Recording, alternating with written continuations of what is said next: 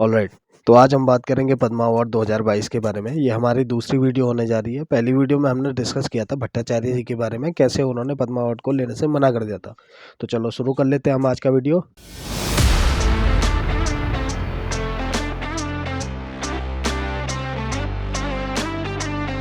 Hello and welcome to our YouTube channel. This is Gaurav Singh और आप देख रहे हैं ऑन पॉइंट। तो ये वीडियो काफ़ी ज़्यादा नॉलेजेबल होने जा रहा है, जो कि हमारे एग्जाम पॉइंट ऑफ व्यू से काफ़ी ज़्यादा इंपॉर्टेंट है। इससे क्वेश्चन आएंगे आपके यूके पीएससी में, यूके ट्रिपल एससी आदि प्रकार के कई सारे एग्जाम्स में, जो आपके एग्जाम क्रैक करने में आपका काफ़ी हेल्प करेंगे। इस टॉपिक से कई टाइप के क्वेश्चन बनते हैं, जैसे कि पद्मा अवार्ड होते क्या है, इनके इतिहास के बारे में कुछ आ जाएगा और कैटेगरीज के बारे में कुछ आ जाएगी, किसे किसे ये दिए जाते हैं, एलिजिबिलिटी क्राइटेरिया क्या है इसका, नॉमिनेशन प्रोसीजर, अवार्डीज को कौन सेलेक्ट करता है, या फिर अनेक प्रकार के क्षेत्र के बारे में जिनमें ये दिए जाते हैं। तो ऐसे ही कुछ क्वेश्चन का आंसर जानेंगे इस वीडियो में। तो हमारा पहला टॉपिक है पद्मा अवार्ड क्या होते हैं। पद्मा अवार्ड भारत के सर्वश्रेष्ठ नागरिक सम्मानों में से एक है, जो कि भारत के सर्वश्रेष्ठ नागरिक सम्मान भारत रत्न के बाद द्वितीय नंबर पर आता है। प्रत्येक वर्ष ये सम्मान रिपब्लिक डे ईव पर दिया जाता है। अब रिपब्लिक डे ईव क्या है? रिपब्लिक डे ईव मतलब है जैसे 26 जनवरी को हमारा रिपब्लिक डे होता है, तो उसके पहले वाले दिन की शाम 25 जनवरी को इवनिंग में इसका अनाउंसमेंट किया जाता है। थोड़ा बहुत बात हम पद्मा अवार्ड के इतिहास के भी बारे में कर लेते हैं।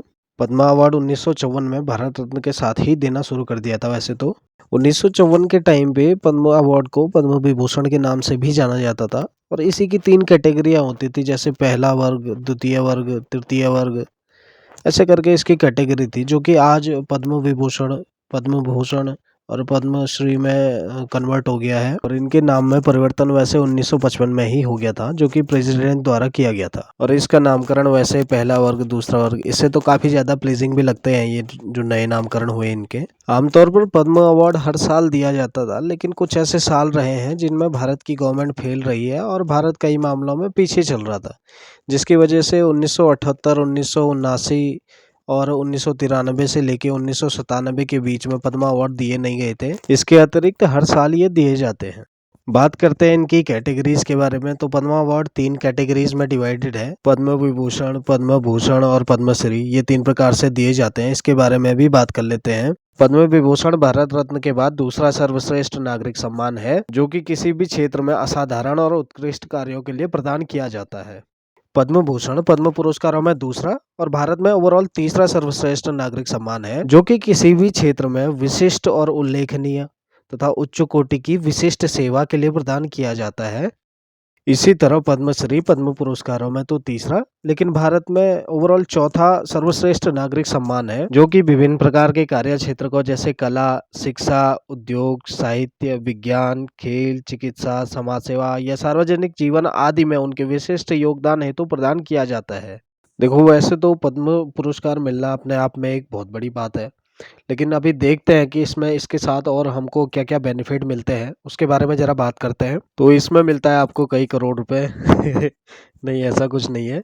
इसमें आपको कोई भी राशि नहीं मिलती है, बल्कि राष्ट्रपति द्वारा हस्ताक्षर किया हुआ एक प्रशस्ति पत्र दिया जाता है आपको, और साथ ही पद्म पुरस्कार यानी कि पद्म मेडल दिया जाता है आपको। अच्छा, एक चीज़ और है, जैसे भारत रत्न से सम्मानित व्यक्तियों के नाम के आगे सफिक्स में भारत रत्न जोड़ दिया जाता है, वैसे ही इस पुरस्कार में ऐसा कुछ नहीं है। आप अपने नाम के आगे सफिक्स में या प्रीफिक्स में ये चीज़ें नहीं जोड़ सकते हैं। और अगर ये पुरस्कार आपको आज मिल रहा है, तो अगला पुरस्कार, इससे उच्चतम पुरस्कार आपको इससे 5 साल बाद मिलेगा। अगला प्रश्न आता है कि इसका एलिजिबिलिटी क्राइटेरिया क्या है, या अपना नामांकन कौन कौन इसके लिए करा सकता है। इसमें बहुत ही सिंपल है, कोई भी व्यक्ति अपना नामांकन करा सकता है, चाहे वो किसी भी जाति, क्षेत्र, पद या वर्ग से संबंध रखता हो। बस उसका किसी भी कार्य क्षेत्र में विशिष्ट या उच्च कोटि का योगदान रहा हो, जो समाज को भला बनाने में योगदान देता हो। तो आपने किसी भी क्षेत्र में ऐसा योगदान दिया हो, या आपके आसपास में ऐसा कोई व्यक्ति हो, तो आप भी उसका नामांकन करा सकते हैं, या अपना नामांकन करा सकते हैं इस चीज़ के लिए। अगला प्रश्न बनता है कि कितने लोगों को ये पुरस्कार हर साल दिया जा सकता है। इसकी लिमिट फिक्स की गई है। एक साल में भारत सरकार 120 पुरस्कार दे सकती है, लेकिन इसमें मरणोपरांत और एनआरआई या फॉरेनर वगैरह ये वाली सिचुएशन इंक्लूड नहीं की गई है। तो 120 से भी ऊपर पुरस्कार हो जाते हैं। मरणोपरांत दिया तो जाता है, लेकिन गवर्नमेंट इसको कंसिडर नहीं करती है। लेकिन अगर कोई हाईवे डिजर्विंग केस आ जाता है, तो गवर्नमेंट इसको कंसिडर जरूर करेगी कि मरणोपरांत ये दिया जा रहा है, तो ये भी कैलकुलेट हो जाएगा इसमें। तो इसमें नॉमिनेशन कौन और कैसे कर सकता है, इसके बारे में मैंने अभी बता दिया है कि कोई भी व्यक्ति ये कर सकता है, आप स्वयं का भी कर सकते हैं। ज़्यादा कुछ नहीं, बस आपको फॉर्म फिल करना होता है और उसके बाद 800 शब्दों का एक ऐसे लिखना पड़ता है जो भी आपका योगदान रहा है उस चीज़ के बारे में। अब फॉर्म फिल कहाँ करोगे? तो गवर्नमेंट द्वारा पद्मा अवार्ड का पोर्टल, उस पे फॉर्म फिल किया जाता है, जो कि मई 1 से सितंबर 15 के बीच में हर साल फॉर्म फिल कराया जाता है। अच्छा, यही नहीं बल्कि कई राज्यों की सरकारें, गवर्नर या यूनियन टेरिटरी, सेंट्रल मिनिस्ट्रीज या कई डिपार्टमेंट भी कई प्रकार के नॉमिनेशन इसमें सेंड कर सकती है, जो भी उनको लगेगा कि इसका योगदान इस कार्य क्षेत्र में अच्छा रहा है। अब बात ये आती है कि नॉमिनेशन तो आपने भर लिया है, लेकिन आपको सेलेक्ट करता कौन है? तो ये सारे nomination Padma award committee receive करती है, जिसका गठन हर साल भारत के प्रधानमंत्री द्वारा किया जाता है। तो इस कमेटी में कैबिनेट सेक्रेटरी और होम सेक्रेटरी से लेके राष्ट्रपति तक 4 से 6 व्यक्ति होते हैं, जो कि सारे अवार्डीज को सिलेक्ट करते हैं और यही डाटा अप्रूवल के लिए आगे प्रधानमंत्री और राष्ट्रपति के पास फॉरवर्ड कर दिया जाता है। पहले इनका कुछ टाइम के लिए प्राइमरी सिलेक्शन हो जाता है और उसके बाद इनकी कार्य क्षेत्रों में विशेष योग्यता को वेरीफाई करने के लिए सेंट्रल एजेंसी के पास ये पूरा डाटा भेज दिया जाता है।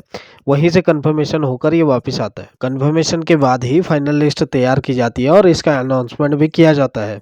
अच्छा, इसमें किसी भी प्रकार की लिखित या फॉर्मल सहमति का कोई भी प्रावधान उपलब्ध नहीं है। हाँ, बस गृह मंत्रालय द्वारा आपको कॉल किया जाता है आपकी सहमति के लिए। अगर आप सहमत हैं तो आपको पद्मा अवार्ड दिया जाता है। अगर आप सहमत नहीं हैं तो आप अपना नाम इस लिस्ट से हटा भी सकते हैं। तो यही था आज का वीडियो। यही सारे क्वेश्चन इंपॉर्टेंट भी थे इस टॉपिक से रिलेटेड। होप कि आप लोगों को ये चीज़ें काम आई, पसंद आए और आपके पेपर में ये चीज़ मदद करे। Thank you.